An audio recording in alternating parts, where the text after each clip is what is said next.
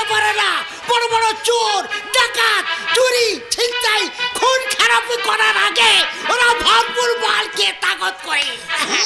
হ্যাঁ, আর নতুন বউ ফুলসজ্জা রাতে বউর কাছে যাওয়ার জন্য ওই পুরুষত্ব বাড়ার জন্য ভরপুর মাল খায়।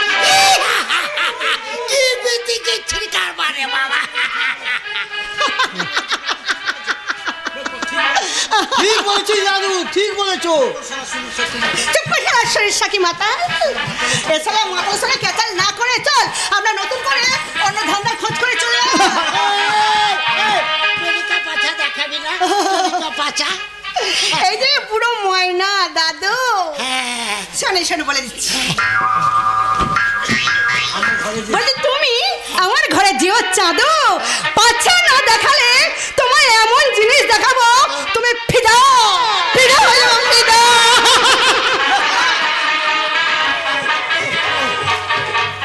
কি বলে গেল শালা? কি বলে? সিনেমা। সিনেমা? আর সিনেমার নামটা কি জানো দাদু? চলিকা পাচা। কি বিতিকে ছিড়কার রে বাবা।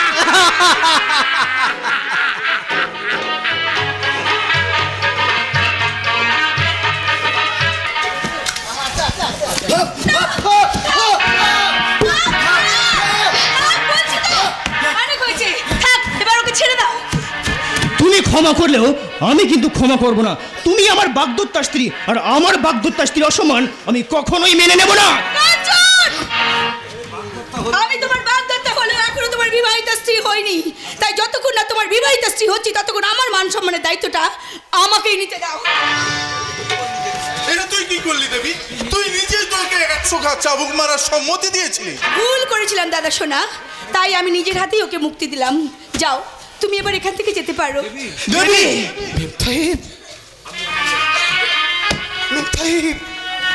আমি আমার সামান্য রক্ত দিয়ে তোমার থিতিটা নোংরা করে দিয়েছিলাম বলে তোমরা আমার দেহ থেকে পরিমাণ রক্ত তলালি, তাতে তাতে তোমার ওই নোংরা থিতিটা থাপ হয়ে গেছে। তো যদি থাপ না হয়ে থাকে তোমরা বলে দেহ থেকে কেটে কুচি কুচি করে তব রক্ত নিগলে নাও মেমটা নিগলে না।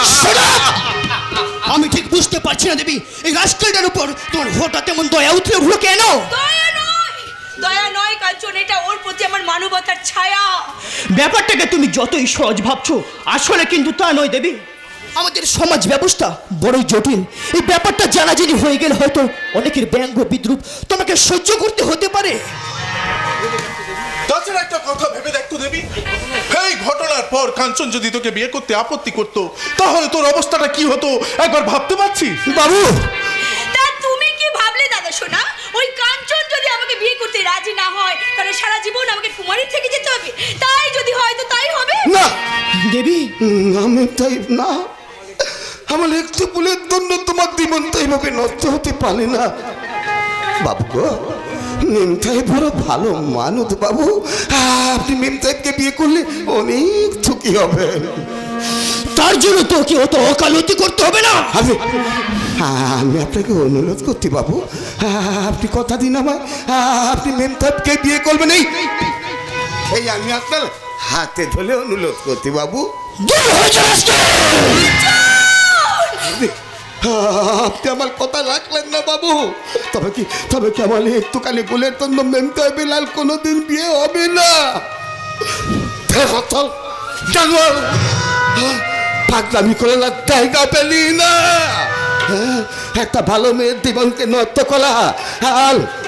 আমি তোকে মরতে দেবো না জানোয়ার। আমি তো গলা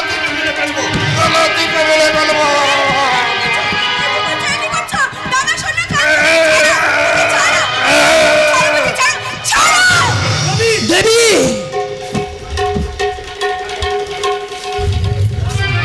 চলে যাও, তুমি এখান থেকে চলে যাও, এই মুহূর্তে তুমি এখান থেকে চলে যাও, চলে যাও, চলে যাও।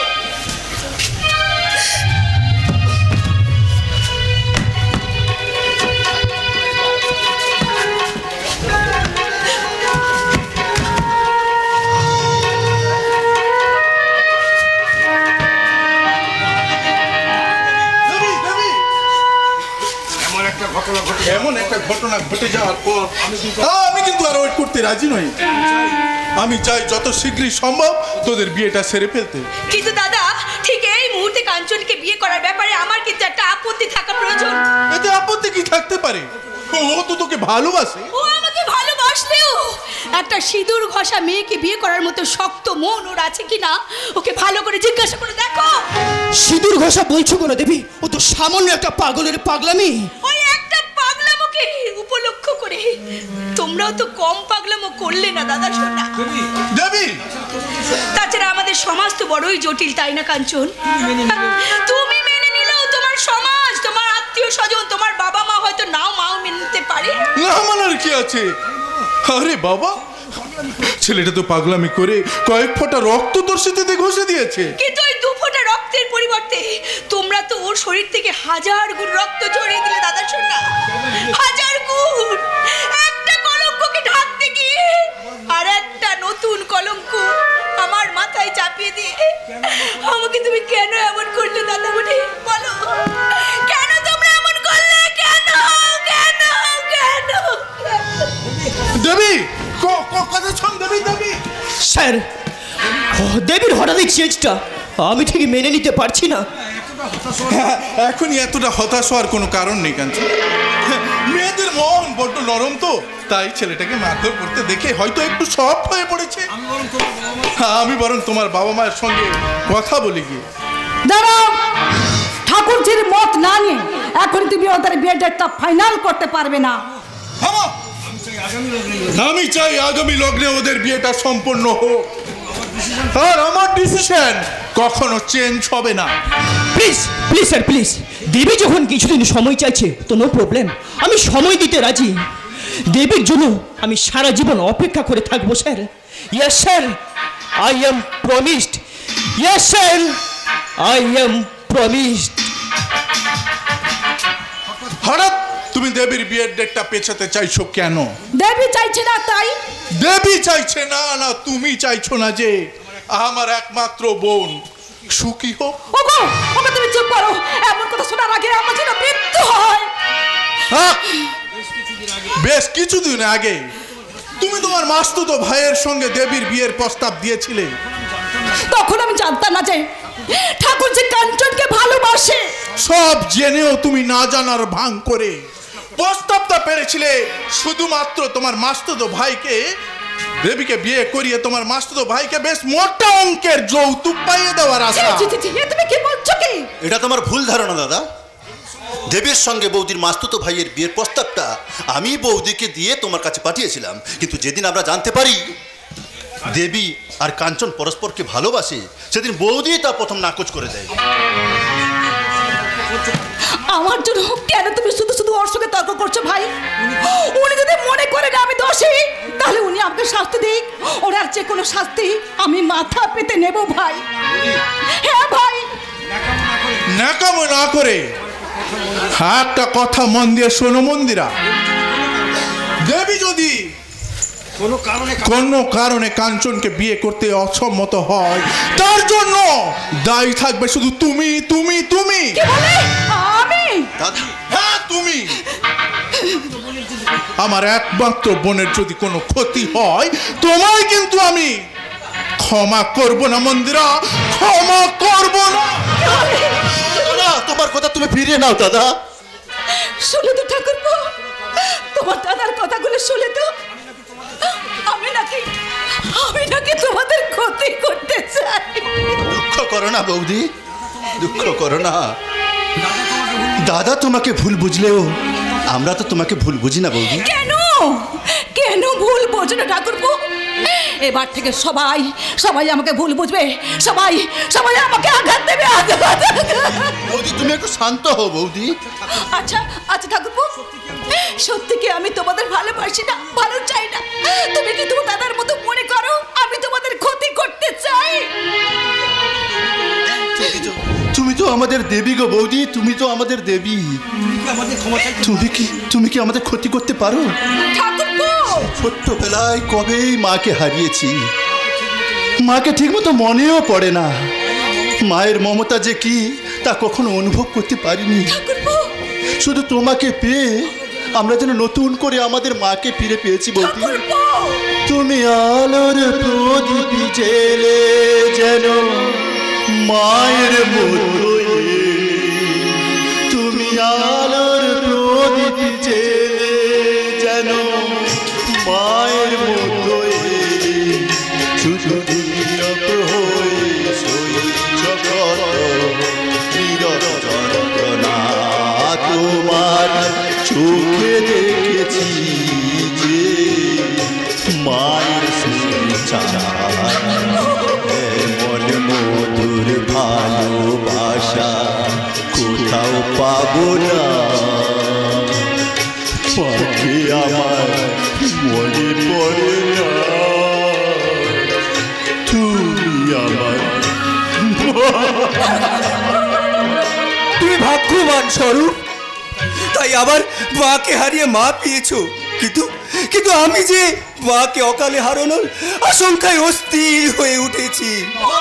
মোহন, তুই কথা বলছিস কেন? মা কেমন আছে রে? মা কেমন আছে? মা ভালো নেই রে দিদি। মায়ের একটা কঠিন অসুখ হয়েছে। ডাক্তারবাবু বলেছেন 7 দিনের মধ্যে অপারেশন না করতে পারলে মাকে হয়তো বাঁচানো যাবে না। তার জন্য দরকার 50,000 টাকা। 50,000 টাকা? দিদি, তোদের তো অনেক টাকা আছে রে দিদি, আমাকে 50,000 টাকা ধার দিবি, আমি শোধ করে দেবো। কোথা থেকে দিবি? কে আছে তোর শুনে? দিদি, বেকার বানালে হয়ে যেখানে সেখানে ঘুরে বেড়াচ্ছিস, নিজের মায়ের টাকা জোগাড় করতে না পেরে পরের কাছে এসেছিস ভিক্ষে চাইতে। এত লজ্জা করছে না? দিদি তুমি মাসিমা, তোমারও তো মা, সেই মায়ের প্রতি তোমারও কি কোনো দায়িত্ব নেই? না, নেই। আমি তোমাদের কেমন করে বোঝাবো ভাই? আমার মতো অনেক মেয়েদের কাছে স্বামী সংসার সবসময় আপন হয় না, স্বামীর অর্থ সম্পদ কখনো নিজের হয় না। তোমার কষ্ট আমি বুঝি বৌদি, তাই বলছি আমি আমার অ্যাকাউন্ট থেকে মোহনকে ওই টাকা আমি দেবো। থাক থাক স্বরূপ ভাই, থাক। আমি বেকার বাউন্ডুলে মানুষ, 1 টাকাও রোজগার করার ক্ষমতা আমার নেই। আমি তোমার ঋণ শোধ করবো কেমন করে স্বরূপ ভাই? দিদি রে, তুই যে এতখানি অসহায় তা আমি জানতাম না। জামাই বাবু লক্ষ লক্ষ টাকার মালিক হলেও যে আমার দিদি যে এতখানি নিঃস্ব তা আমার ভাবতে বড্ড কষ্ট হচ্ছে। আমি আমি আমি চললাম রে দিদি। তুই পরের বাড়ির বউ, তোর মায়ের প্রতি কোনো দায়িত্ব না থাকলেও আমার তো আছে। তাই মায়ের চিকিৎসার জন্য আমাদের ভিটে বাড়িটা বিক্রি করতে চললাম। দাঁড়াও দাঁড়াও, ভিটে বাড়ি বিক্রি করলে তুমি যে নিরাশ্রয় হয়ে যাবে ভাই। আত্মীয়র কাছে ঋণী থাকার চেয়ে নিরাশ্রয় হওয়া অনেক ভালো স্বরূপ। কিন্তু আমি তো তোকে নিরাশ হতে দেবো না রে ভাই। দিদি, তুই আমাকে ভুল বুঝিস না রে ভাই। অনেক অনেক যন্ত্রণা তোকে এই কথাগুলো বলতে বাধ্য হয়েছে। তুই আর একদিন আয় ভাই, আমি গোপনে তোর জামাই বাবুর ব্যবসার টাকা ভেঙে তোকে দেব। কিন্তু যেমন করে পারিস 1 মাসের মধ্যে ওই টাকাটা আমাকে ফেরত দিতে হবে। তুই পারবি তো রে ভাই? আমি চেষ্টা করবো না দিদি, মায়ের চিকিৎসার ঋণ মেটাতে প্রয়োজন হলে আমি নিজেকে বিকিয়ে দেব, কিন্তু তোর স্বামীর কাছে আমি ছোট হতে দেব না রে দিদি, আমি ছোট হতে দেব না।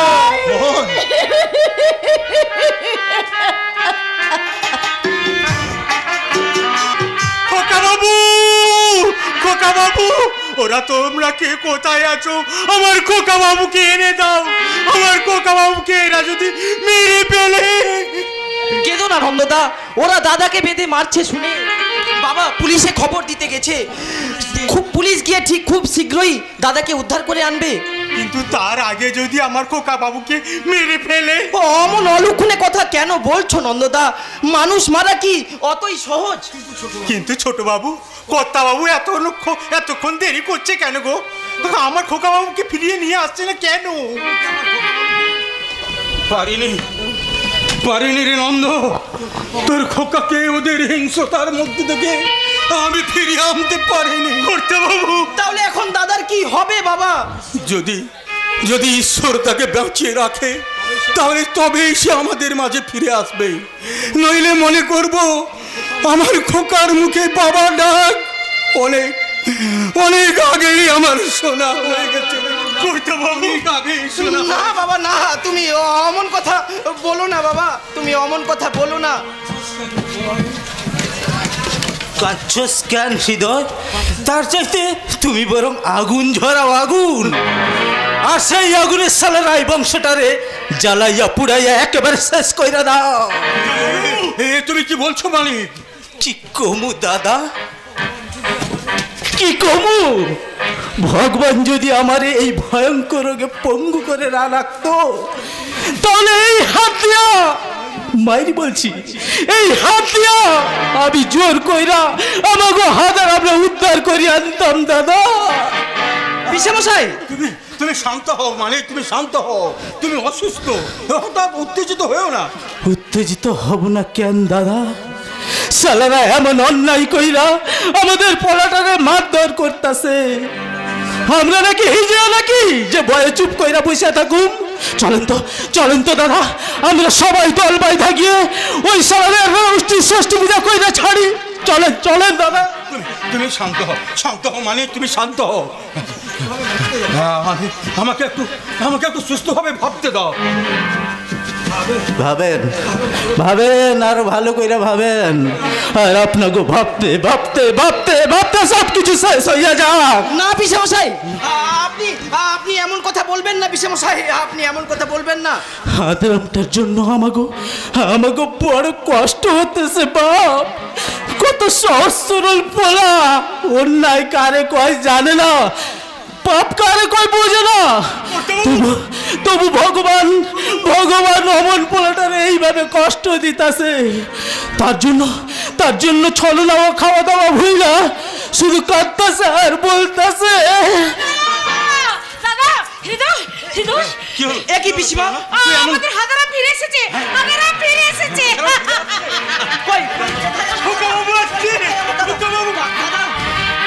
হায় রাম, মরণের পার হইতে ফিরে আইলো কেন দাদা? কি কইলে চলো না, আমাকে হাদাম ফিরে আইসাছে। কই কোথায়? আমি ওদের কাউকে ছাড়বো না, ওদের সবাইকে আমি উপযুক্ত শাস্তি দেব, আর ওই সুশৃঙ্খল মেয়েটাকে আমি না মেমতাই কত ভালো বাবা। আমি বন্ধু কালাম, আমি তার অনেক ক্ষতি করে দিয়েছি, অনেক। কে বলেছে তুই তার ক্ষতি করেছিস? বরং তার জন্য তোর অনেক ক্ষতি হয়ে গেছে রে খোকা, তোর জন্য অনেক ক্ষতি হয়ে গেছে। ক্ষতি করিনি বুদ্ধি, বললো আমার জন্য মেমতাই বিলাল কোনো দিন বিয়ে হবে না। আমি ভুল করেছি, আমি মহা ভুল করেছি। দাদা এসব আবল তাবল কি বলছে বাবা? তবে কি ওরা দাদাকে মেরে পাগল? না নন্দদা, তুমি যত শীঘ্রই পারো ডাক্তার ডেকে নিয়ে এসো। নন্দদা যাও, তুমি যত শীঘ্রই পারো ডাক্তার ডেকে নিয়ে এসো। যাচ্ছি ছোট বাবু, যাচ্ছি, আমি এক্ষুনি ডাক্তার আনতে যাচ্ছি। তুমি খোকা বাবুরে বিশ্রামের ব্যবস্থা করো, আমি যাবো আর আসবো। আমাকে মনে হয় মারের চোটে না হাদারামটার মাথাটাই পাগল হইয়া গেছে। সে কি গো, এমন সরল ছেলেটা আমাদের পাগল হয়ে গেছে। ওরে হাদারি, তোর কপালে শেষে ছিল রে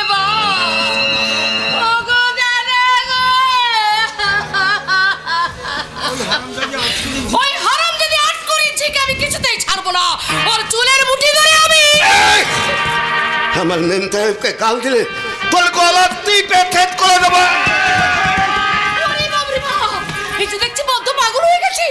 আরে বুঝি পাগলা গারোতে পাঠাইতে হইব? না, দাদাকে আমরা কোথাও পাঠাবো না, দাদা আমাদের কাছেই থাকবে। আমাকে মনে হয় ওর মাথা ভারসাম্যটা হারিয়ে ফেলেছে। ভারসাম্য হারিয়ে ফেলেছে মানে ওকে তুই ঘরে নিয়ে যা হৃদয়, ওর বিশ্রামের ব্যবস্থা করে দে। এসো দাদা, তোমাকে ওরা অনেক কষ্ট দিয়েছে, এবার একটু বিশ্রাম করবে, এসো। জানিস ভাই, দাদা আমাকে অনেক মেলেতে, দাদা আমাকে না তলিটাকে ক্ষত বিক্ষত করে দিয়েছিলি, কিন্তু কিন্তু আমার এতটুকু করতে হয়নি লে। কষ্ট হয়নি? কি করে হবে? সেই মেমটা একদম আমাকে নিজের হাতে মুক্তি দিয়েছে গো। মুক্তি দিয়েছে? খালা, আমি এমন খতন তার জীবনটাকে নষ্ট করে দিয়েছি। তাই তো আমি ঠাকুরকে দেখে বলছি, ও গো ঠাকুর, তুমি আমার থপ থোক নিয়ে আমার মেম টাইপকে থুকি গেলো। আমার মেম টাইপকে দাদা দাদা আমার কথা শোনো, দাদা তুমি যেও না, আমার কথা শোনো। মানে হ্যাঁ দাদা, এখন আমি কি করব বলতে পারো ভাই? বহু সমস্যায় জর্জরিত হয়ে আমি যে সঠিক সিদ্ধান্ত কিছু নিতে পারছি না। সেই জন্যই তো কইছি দাদা, আপনি বরং হাদারামকে পাগলাগারোতে পাঠিয়ে দেন, সুস্থ হইলে পরে আবার ঘরে ফিরে আনবেন। পাগলাগারদে যদি পাঠাতে হয় তাহলে ওদের আমি কাউকে ছাড়বো না। ওই অরূপ রায়কে আমি উপযুক্ত শাস্তি দেব, উপযুক্ত শাস্তি।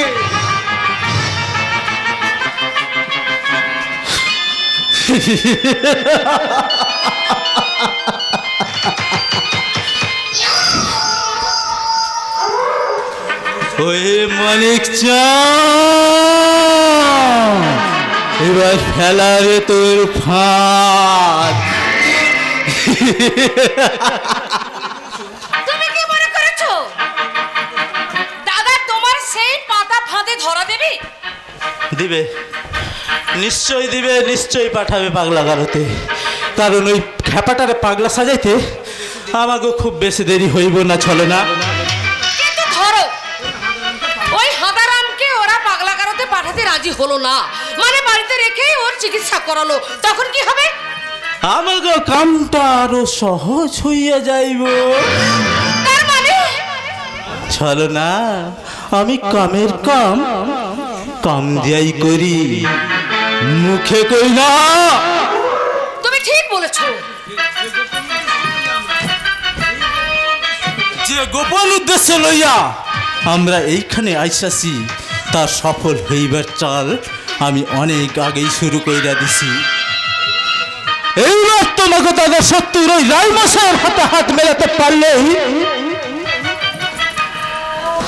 আমাগো কাম সফল। তুমি ঠিক বলেছো, আমরা একটু একটু করে ওই হাদারামকে শেষ করব, আর দাদার শত্রু শেষ করবে দাদাকে। আর তখন সেই শোকে ওই হৃদয়টা পাগলা বা আত্মহত্যা করবে, আর সেই সুযোগে দাদার সমস্ত সম্পত্তির মালিক হব আমরা। ওহে মালিক চা, এবার ফেলার তো